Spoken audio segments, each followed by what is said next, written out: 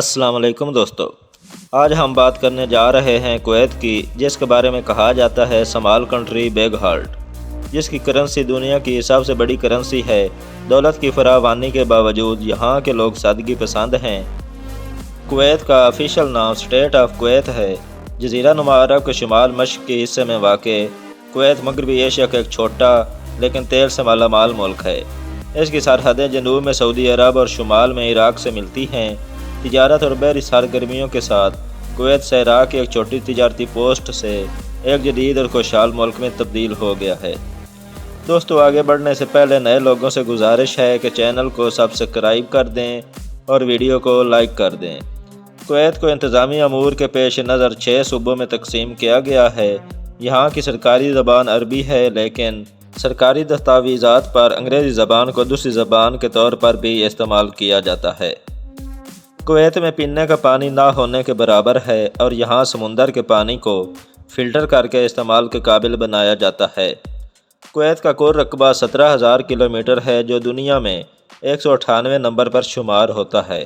Kuwait کی سرکاری currency کویتی دینار ہے اور کویتی دینار دنیا کے زر مبادلہ کے لحاظ سے سب سے مہنگی شرح رکھتی ہے۔ ایک کویتی دینار تقریباً 3.24 امریکی ڈالر کے برابر ہے۔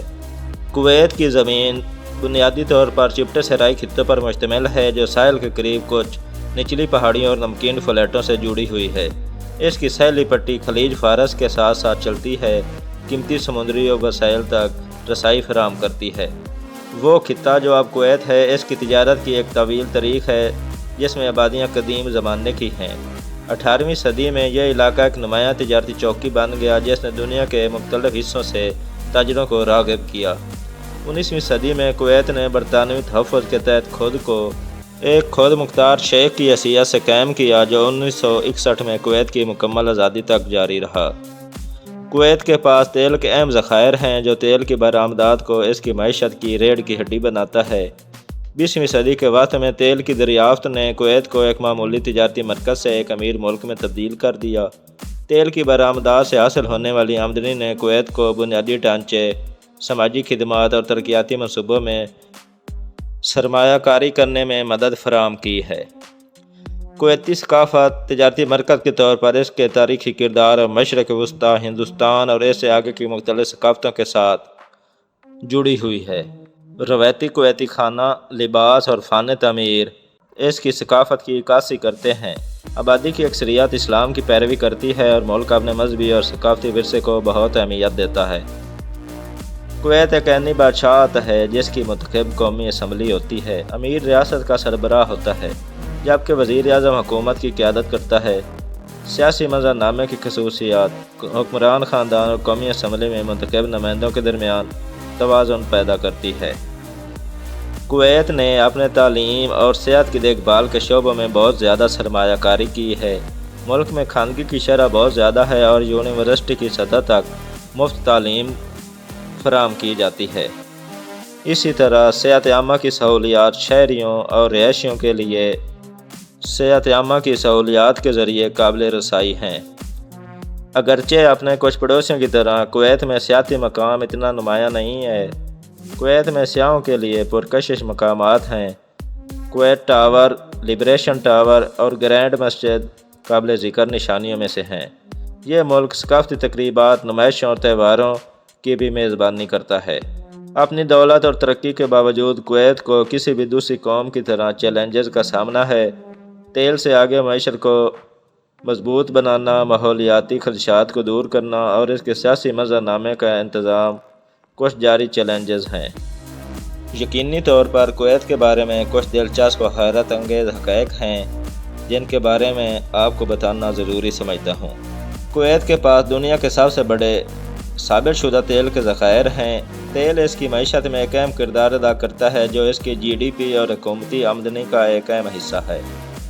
کویت اپنے شہریوں کو مفت صحت کی دیکھ بھال اور تعلیم کی خدمات پیش کرتا ہے۔ اس طرح کے فوائد فراہم کرنے والے دنیا کے چند ممالک میں سے ایک ہے۔ دنیا کا سب سے اونچا فلیگ پول رکھنے کا ریکارڈ کویت کے پاس ہے۔ مشہور قطب تقریباً 170 میٹر 560 فٹ کی متاثر کن اونچائی پر کھڑا ہے اور فخر سے قومی پرچم دکھاتا ہے۔ کویت کو گرمیوں کے مہینے میں شدید گرم درجہ حرارت کا سامنا کرنا پڑتا ہے۔ جولائی 2016 میں ملک میں مبینہ طور پر زمین پر ماپا جانے والا سب سے زیادہ درجہ حرارت میں سے ایک ریکارڈ کیا گیا، جو تقریباً 129.2 فارنہائٹ 54 سینٹی گریڈ تک پہنچ گیا۔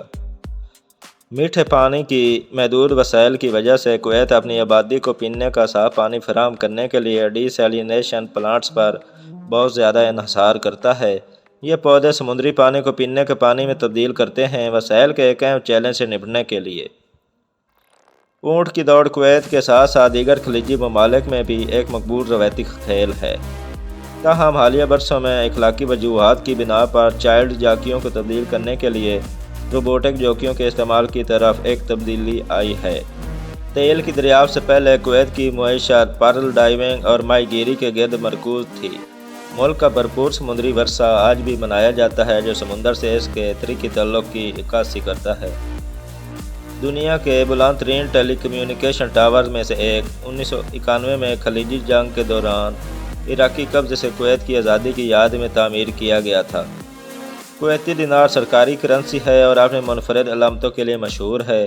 بینک نوٹوں کے اگلے حصے میں اکثر قومی نشان ہوتا ہے اور الٹی سائیڈ پر کویتی ثقافت کے مختلف پہلوؤں کو ظاہر کیا جاتا ہے۔ کویت روایتی بازاروں کا گھر ہے جسے سوقس کہا جاتا ہے۔ سوق المبارکیہ سب سے قدیم اور مشہور بازاروں میں سے ایک ہے، جو مصالحوں سے لے کر دستکاری تک سامان کی وسیع رینج کو پیش کرتا ہے۔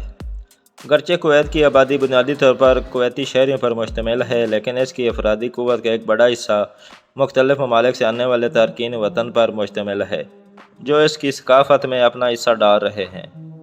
کویت میں سیکورٹی خدشات کی وجہ سے سرکاری عمارتوں، فوجی تنصیبات اور بعض عوامی مقامات کی تصاویر لینے پر پابندی لگائی گئی ہے۔ زائرین کے لیے مقامی قوانین اور ضوابط سے آگاہ ہونا اور ان کا احترام کرنا ضروری ہے۔ یہ دلچسپ حقائق کویت کی اقتصادی طاقتوں اور تاریخی جڑوں سے لے کر اس کے چیلنجوں اور ثقافتی روایات تک کی منفرد خصوصیات کو اجاگر کرتے ہیں۔ دوستو، آج کی ویڈیو میں اتنا ہی۔ اگر آپ کو ویڈیو پسند آئی ہے تو لائک کر دیں اور چینل کو سبسکرائب کر دیں۔ ملتے ہیں اگلی ویڈیو میں، تب تک اپنا خیال رکھیے گا۔ اللہ حافظ۔